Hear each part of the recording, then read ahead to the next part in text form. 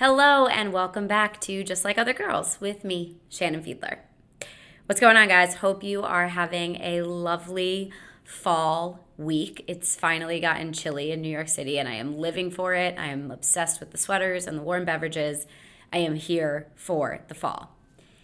I want to ask you guys a favor. If you are listening to this podcast or if you're watching it on YouTube, which you can do now, whether you're new to it, this is the first time you've listened to an episode of Just Like Other Girls, or you've been listening to it since I started about a year and a half ago. And the favor that I want to ask is, if you listen to this podcast at all, I want to know what you think about it.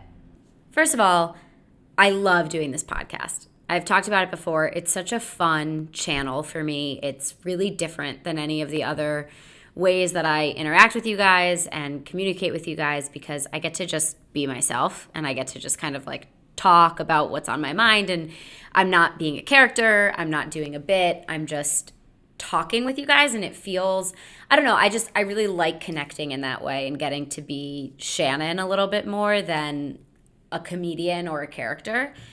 But it is also the only channel that I have that is a little less conversational, not in what I'm saying or how I'm acting, but in that I don't get a response from you guys. Whatever response you're having is not something that I am experiencing and participating as well. So when I do stand up, immediately I know how you guys are feeling, right? You either laugh or you don't. We're in the room. It's obviously a scenario where the feedback that I'm getting from you guys and the experience that we're sharing together is so interconnected. And then also anything that I put on Instagram or TikTok or YouTube, there are comments, there are likes, there are view counts. Like it's easy for me, maybe not easy, but I can sort of interpret what's happening and understand, okay, this is something that you guys like, this is something you guys don't like, this is probably something that you want to see more of. With the podcast, it really is like I put it out into the world and then it kind of lives its life. And I guess my question to you guys is, what do you want to hear more of? What's something that you want to hear that you haven't heard yet?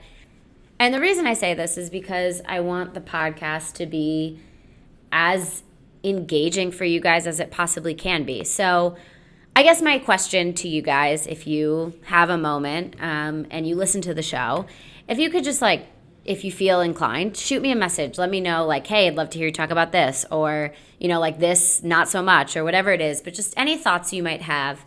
I'm curious and would love to get your opinions on it, since, like I said, it is the only forum that I have that isn't as interactive with you guys. And I miss that. I miss the interactivity. Anyway. It's fall. Like I said, we are deep in fall. We're loving fall. And with fall comes Gilmore Girls. It's just how it goes. You know, tis the season. So I am in the process of rewatching Gilmore Girls again. I actually don't want to think about how many times I've watched the series, because it's almost unfathomable to me. I did actively rewatch the entire series last year. So it's still fresh for me, but it is, I think I can confidently say it is my favorite television show ever. For a lot of reasons. There are myriad things that keep me coming back to Stars Hollow. And I just needed a comfort show, and I was just I want to see what Lorelai and Rory are up to, and I just love the show. And so anyway, I'm in the process of doing my rewatch, and originally I was going to wait until I fully completed it, which won't take long, because I just because I know the show so well, I can have it on almost like wallpaper. I put it on in the morning and then I'm watching it, but I'm also cooking lunch or putting away my laundry or editing something. I'm multitasking. So because of that, it's not going to take me a long time to finish the series. So I was going to do a recap episode on the entire series when I finished it. But the truth of the matter is, to me, even though the series is beautiful and wonderful and complete and perfect, and I just want to be clear, I'm not talking about A Year in the Life. I'm not a big fan of Gilmore Girls, A Year in the Life. And I only watched it once the year that it came out. My mom and I watched it together, and I don't know, it didn't feel like Rory and Lorelai and all those characters to me, so I actually haven't gone back to it again. Maybe I'll try it again and see how I feel, but I'm talking about the original series. And while I love it in full, to me there's two very clear chapters, which are the Chilton Years and the Yale Years. Also, I should preface, as I always do when I do any kind of recap, spoilers ahead, if that wasn't obvious from the title of this episode. But if you haven't seen Gilmore Girls in its entirety and you don't want to know what happens, I'm only covering the first 3 seasons in this episode, but I can't be trusted to not leak something, so just FYI, spoilers to the Gilmore Girls are ahead. Anyway, my point being, I see it very clearly as like the Chilton Years and the Yale Years. The Chilton Years are my favorite. That is, I think, like the heart of the show. And I do think there are some amazing episodes and plot lines that happen afterwards. But I do think that seasons 1 through 3, to me, are like the most important. And so I decided I'm currently in the middle of season 4 right now. I might have even just finished season 4 and be on to season 5. But my point is, I wanted to talk about those first 3 seasons, the Chilton Years, when Rory lives at home and is in high school, and just like how magical that is. But also, when you've watched it as many times as I have, you have the benefit of looking at it perhaps a bit more, I don't know, discerningly. I don't know the right word, but like I'm not shocked by anything that happens in the plot anymore because I know it. I'm barely even shocked by lines of dialogue because honestly, I think I could recite a lot of those most famous lines verbatim at this point. So I'm starting to look at it, I don't know, with new perspectives. Also, I'm 31 years old, which means that I was young when the show first came out. Everything about me was very Rory Gilmore, and I related to Rory in a lot of ways. And now I noticed it for the first time in my rewatch last year, but even more so in rewatching it this year. I am at a phase of life where I relate with Lorelai quite a bit more, obviously. I'm not 16. I haven't been 16 in a while. So it's fun to see the series from a more adult point of view when I did originally watch it from a teen point of view. So here we go. First of all, why do I love Gilmore Girls so much? Why is it so important to me? I think I can distill it down to 3 things. The first one is the reason that I think anyone would love Gilmore Girls who likes the show, and that is the story. It is such a good story with such intricate and complex characters and interesting characters, and it deals with very real emotional experiences that anyone has gone through in part. So even if you're not a single mother, even if you're not estranged from your parents, even if you are not the daughter of a single mother, there are storylines that are relatable to everyone. Trying to get into college, going through your first heartbreak, dating, the mother-daughter relationship, there's something very universal in that, but the show is so well written that it does it in a way that never gets boring or mundane. There's so much quirk and character in all of the residents of Stars Hollow and the town itself. And I just think that every storyline is something that feels all at once hilarious and emotional and powerful. It's great. So baseline, great story. 2, as a writer, I just don't think anyone does dialogue as well as Amy Sherman Palladino. All of the references, all of the jokes, all of just the speed with which these characters are able to talk. And she has such a unique style of writing dialogue. And you see it again in Maisel. I think that's why people love that as well. Like, it's so heightened. It's so not how human beings talk, which is why it's entertaining to watch on television. And so I could listen to the dialogue of the show coming from any character. I think every character gets such wonderful phrases to say. And I think specifically as a writer, I just take a lot of love in that. The third reason is a very personal reason, and that is because I relate to this show so deeply. So My mother and I are best friends in almost a weird Rory and Lorelai way. My parents are still together, they're married, and my dad is very much around and part of it, so that is the one difference. But other than that, everything about Lorelai and Rory's relationship is something that I have experienced very similarly. Even to the point where, like, she tells her mom things that I think most teenagers probably don't tell their mom. My mom has and will continue to know everything. You know what I mean? And we are pals above all, so I relate to that. Connecticut, growing up in Connecticut, small town Connecticut, what that feels like, the seasons, the love of snow, like that is something that I also experienced. I went to prep school. I went to a school not like Chilton, which I think is based off of Cho, if I'm correct. But, you know, we didn't wear uniforms, but it was a prep school, and that creates interesting dynamics and just like a different experience of high school that I felt like I went through. So there's a lot of parallels that I have always felt to Rory, and now I'm realizing while our situations aren't the same and that, like, I didn't have a child at 16, I do feel like personality-wise a lot like Lorelai. So the show, I just love it for that reason. Like I said, I really think that the Chilton years are the best years. I think it just works a little better when Rory's living at home. I will say, I think this show does better than most shows at letting it continue in a very natural way when one of the main characters has to go to college. I feel like you look at most shows about high school and, like, it's about a group of friends, right? And somehow all of those friends end up going to the same college. And it just feels unrealistic, a little bit stupid. Like, I've never liked that, and I feel like that's when shows tend to use a phrase, jump the shark, right? The way that this show handles Rory going to Yale and how seamlessly that makes sense and how interestingly it fits into the plot with her grandparents and all of that, and has her not just driving distance, but like half an hour away from Stars Hollow. Although I will say, as much as I love this show, their Connecticut geography is completely incorrect. If you live in Connecticut and you hear what they're saying about like the distance between like Hartford and New Haven, or like where we assume Stars Hollow is in like Litchfield County or whatever, like they're not right there, but I'm willing to extend my disbelief.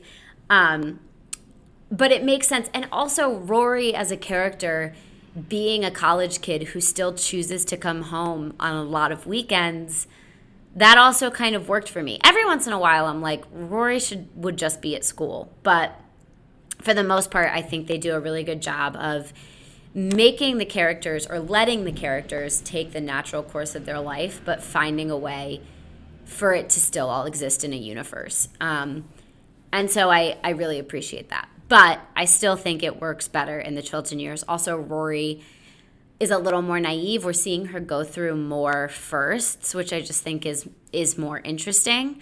And the relationship between Lorelai and her parents, I think, is a little bit more interesting, because what we can assume is prior to the pilot episode, they really see her grandparents, you know, Richard and Emily, they see them, on Christmas? Like, it's really, they don't have a relationship, and because Lorelai needs the money and Friday night dinner and all of that, they are forced back into a relationship. So over those first 3 seasons, we are seeing their relationship unfold in a new way, which by the time we get into season 4, 5, 6, 7, it's just a little different in that I feel like they're more established now. Like, they've been together for 3 years already versus like new to it.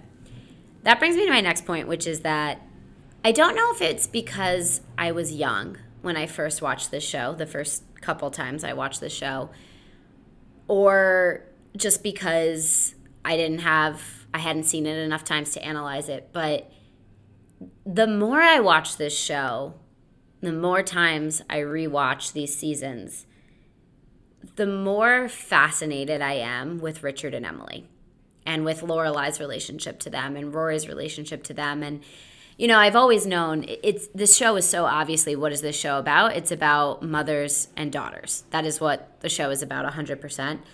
However, the first couple times I watched it, it was about Lorelai and Rory and their relationship. but I think it's equally about Emily and Lorelai. And I think that relationship is very interesting, and the way the three of them, as like three generations of women, all with such different views on the world, but all being so similar because they're related and cut from the same cloth, literally. Like, there's so much depth to that even rewatching it for the 9th, 10th time, I'm finding new facets to the relationship. Not so much between Lorelai and Rory, but how Emily plays into it all. And I have come to the conclusion that Emily is the most interesting character in the show. Hands down. She is the character that I think shows the most growth over time. She is the most complicated character in that there are times when I really freaking hate her. And I cannot stand this woman, and I'm like, what she did is so abominable.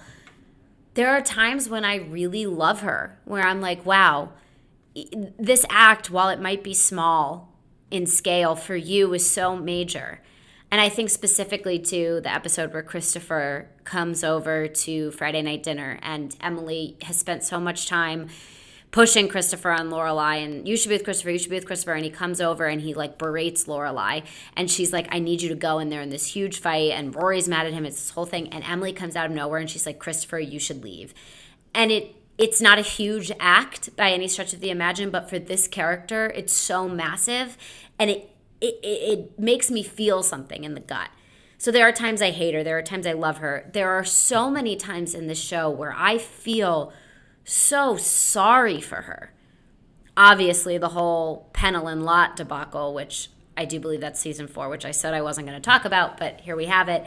But also in just like how much she wants this relationship with her daughter and how incapable she is just because of outside forces. And like, obviously, this is a bigger discussion about privilege and wealth and what that means, and I'm not going to get into that, but I do think as a character, the humanity in Emily Gilmore is very interesting. And I think as the seasons progress, it only gets more and more interesting. And, you know, even I think about the episode where they go to the spa and the vicious trollop with the lipstick and Lorelai and Emily, and they get so close to having such a wonderful night, and then it breaks, and then they get close again. And there's just such dynamism to her relationship, and also her relationship with Rory is not always perfect. There are times when Rory is not thrilled with her grandmother either. And I just think that those three women, this sort of grandmother, mother, daughter,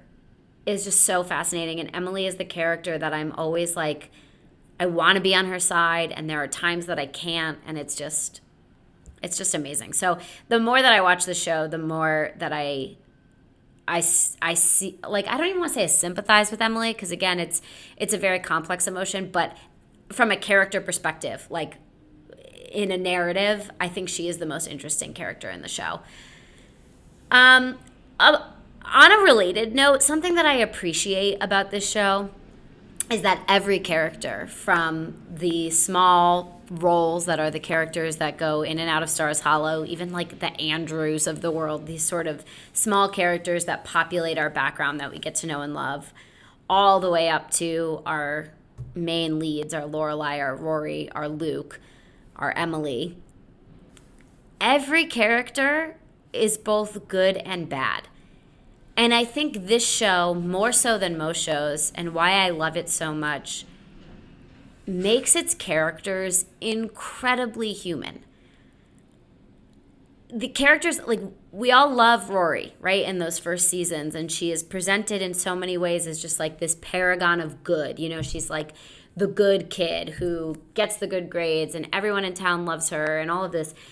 And yet she makes really bad choices. She does things that you're like, why would you do that to your mother? You know what I mean? Like, there are times, I mean, even before, again, without getting too much into the Yale years, Rory does something really, really, really, really bad. Rory makes a really, really, really bad decision. And I think it's really brave of a show to take the character that you are supposed to love the most and give them such a bad choice. and understand that the audience is going to end up rooting for them once again. And then by giving that character such a bad choice, allow all of the other characters an opportunity to interact with her in a very different way. And yes, obviously, the one that I'm speaking of in season 4, she also makes bad decisions before that too. Like kissing Jess when she's still with Dean. That's a bad, like, you know, especially if you're watching this show as a 16-year-old, kissing someone else is, when you are in a relationship, is like the worst thing you can do in the world that you live in. And we watch her do it.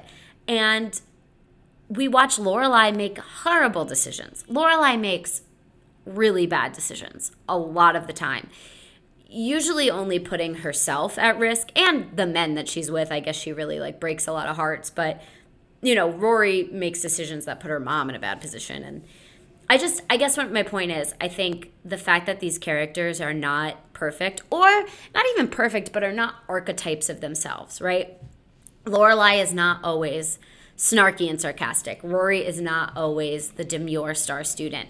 Luke is not always cranky. You know, Suki is not always the world's most wonderful friend. In fact, there are a couple times that Suki is kind of a shit, and there are times that Lorelai is a huge shit to Suki.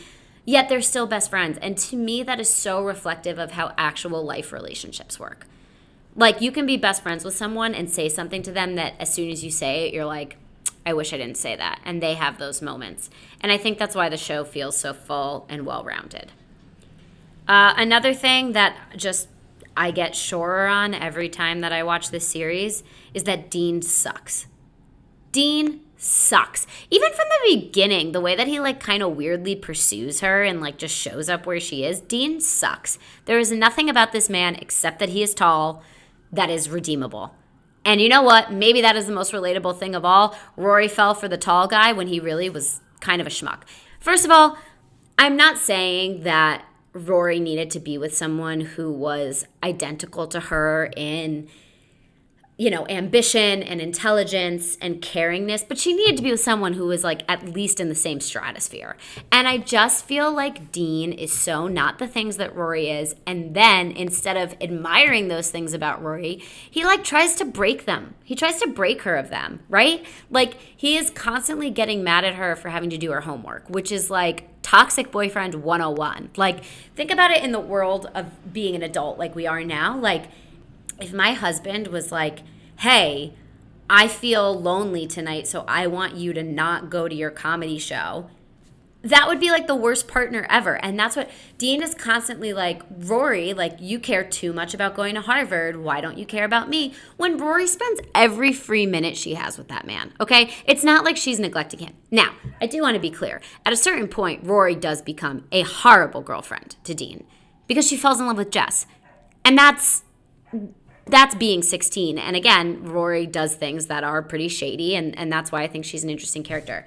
Dean also, like the whole Donna Reed episode, he's such a jerk in that episode. Like, I agree. There's nothing wrong with him liking that his mother has dinner on the table, but the way that he presents that is just so like icky and gross. And then Rory like tries to do the thing and dresses up and tries to make light of it, but really Rory, like he's trying to steal your light. Also, when he tells her he loves her and then she doesn't respond immediately and then he breaks up with her, that is the epitome of toxicity. I am sorry, okay? Look, Dean, hear me out. I know you love her. You know she loves you. She's having a hard time articulating it. You're supposed to say, that's okay. Now, if you're like, do you not like me? Do you not want to be with me? And she's like, I don't know. Fine. But give her a minute. And to just like break up with her and not talk to her. He's also so possessive. And again, at a certain point, I understand where his jealousy is stemming from. It is so obvious that Rory is in love with Jess at a certain point. But even before that point, like all of the Tristan stuff, and I say this as someone who is a jealous partner, and I do deal with jealousy, like he's such a jerk about the Tristan stuff, and Dean sucks. If anyone is Team Dean, and then, oh my God, then you get into the Yale years and we see him again, as we all know, and like he really, really sucks. Look, we have, you know, are you Team Jess, Dean, or Logan? Anyone who is Team Dean needs to watch the show again because you're missing something. we're not at Logan yet, but I understand where you could be Team Logan. I also understand where you could be Team Jess, and I am obviously Team Jess. Now, I do want to make it clear, Jess, okay, you know, I said earlier Emily is the most interesting character on this show. Jess, close second.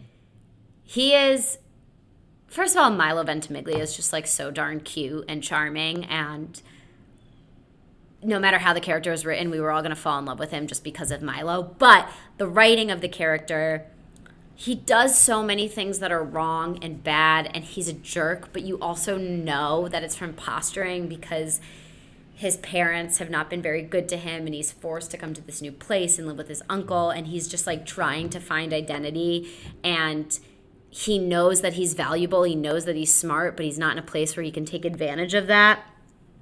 He's so supportive of Rory. Now, granted, does he do some shady things? Yes. Does he steal her bracelet? Yes. Is that cool? No. He also, like, I feel bad he gets a bum rap, too. You know what I mean? Like, the car accident, not great. But it's being 16, you know? And then all of a sudden we all hate Jess because of the car accident, but, like, whatever. Jess, I think, is a really interesting character because you love him so much, but he keeps doing the worst thing. And so why am I still rooting for Jess at the end of this series when he says, why did you drop out of Yale? I honestly can't tell you why I'm rooting for Jess, except that I think while he makes a lot of bad choices, he's intrinsically a good person. So those are like my big overarching thoughts after rewatching this yet again. I remember the thing that Rory does that is so bad before the abysmally bad thing that's going to happen in later seasons. When Rory misses her mom's graduation from business school because she goes to see Jess, and she skips school, and she just makes such a quintessentially teenager mistake, but her relationship with her mom and her being the one that you have to go to the graduate, like that episode, and then Emily and Richard showing up, like that episode to me is one of the most complicated morally, right, on who's right and who's wrong and how we're supposed to feel. And I am so mad at Rory during that episode that it's almost irrevocable. I would say it is almost harder for me to come back from that episode than the fateful episode in the future season. A couple other episodes I want to shout out from these first 3 seasons that mean a lot to me. The road trip to Harvard, I think, is one of the best episodes in this entire series because it's such a heartbreaking moment for Lorelai, but such a exciting moment for Rory and such a like fruition of everything that we know the show has been leading to. And you know, Lorelai and Max were always complicated. I liked Max, I did, but I think everybody always knew that they weren't each other's person. They were a good boyfriend, girlfriend, but they were never going to be the ones for each other. Similarly, 1,000 Yellow Daisies, while I don't think Max is the right guy for Lorelai, that is such a movie moment, and you got to love it.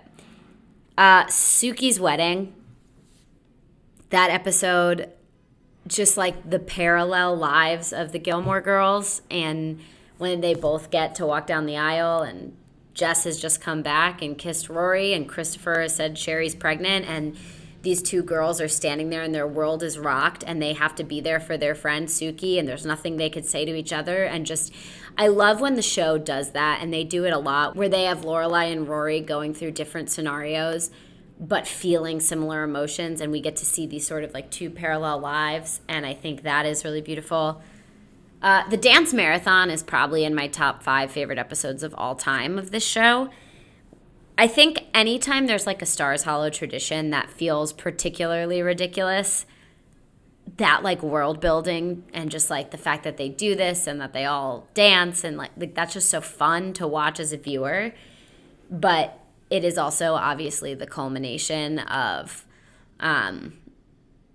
Rory and Dean and the beginning of Rory and Jess and everything that means and starting this new chapter, and just that final image of Rory and Lorelai on the dance floor. Rory's crying, Kirk is doing his Kirk thing, so you have the Stars hollowness of it all, you have their relationship, you have Rory coming to terms. I love that episode. And then my favorite episode of the Gilmore Girls, and I can say this factually, is the episode where I call it the envelope episode. I don't know if that's what it is, but it's where they're waiting to get Rory's acceptance letters, and Paris has that mental breakdown, and they keep checking the mailbox throughout the episode, and finally at the end, after like chaos has ensued, Paris didn't get in, there was all of this craziness, and I think Lorelai is going through something really nutty as well, and Rory gets the big envelope. Not just to Harvard, but to Yale and to Princeton, to all of them. And every time I watch that scene, I like truly weep. Like I ugly cry, because I think it is just like the most beautiful scene, and their reaction to each other and just like the happiness I feel. I think it's so well done. And that is my favorite episode of Gilmore Girls. The last thing that I will say that I find really interesting in rewatching this and knowing where the season is going, and knowing that this whole series is a will they, won't they for Luke and Lorelai, and you know that from episode 1. However, in the entire first 3 seasons of this show, there is nothing between them. There's like 1 or 2 moments where like there's a pause and you're like, are they going to kiss? And there's always like that little bit of awkwardness about like they're interested in each other's relationships. So we know that's where it's going, but you get the first 3 episodes, like the first chapter of this story, which is Rory in high school. So like a big part of the show, who knows if it's going to keep going, right? We don't get any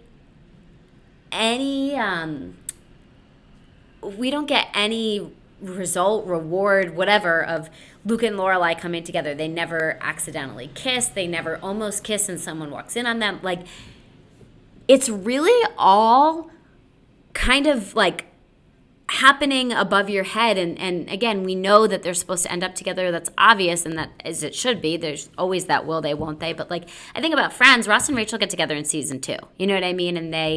And we know that they were together. And from the first episode, like, we see Ross kind of ask her out. Like, there's all this stuff happening. Luke and Lorelai really don't have that moment where it's, like, obvious that this is what's going to happen until Liz's wedding, which I think is in season 5. Maybe 4. I don't know. But I just find that so interesting. So Lorelai, yes, she has Max and Christopher, and it's hard sometimes to not root for Christopher because he's Rory's dad, but he sucks. We don't want to root for Christopher. We always know Luke is there. We know Luke is the right one for her, but Rory is the one who has the more meaningful relationships in these first 3 seasons. I would say, you know, it's Lorelai gets her time to shine with her Luke, and then Christopher again in the end. But I just think it's interesting. Anyway, that's how I felt after watching the first 3 seasons for the millionth time. I love this show so much. Where you lead, I will follow. Let me tell you, it is the best show. I never get tired of it. Every time I watch it, I like fall more in love with one of like the side characters, like the Babettes of the world.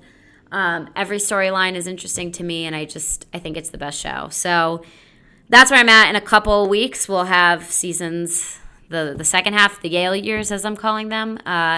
And then, you know, maybe I'll do one on just like the whole show as a whole, and I don't know, rank all the boyfriends, who knows. Anyway, that's where I'm at. So hope you guys are enjoying your fall and watching whatever your fall comfort show is. If you've never watched Gilmore Girls before, go watch it. If you have watched it, it's worth a rewatch. I absolutely promise. Until next time, I'm Shannon Fiedler. This was Just Like Other Girls, and I'll see you next time.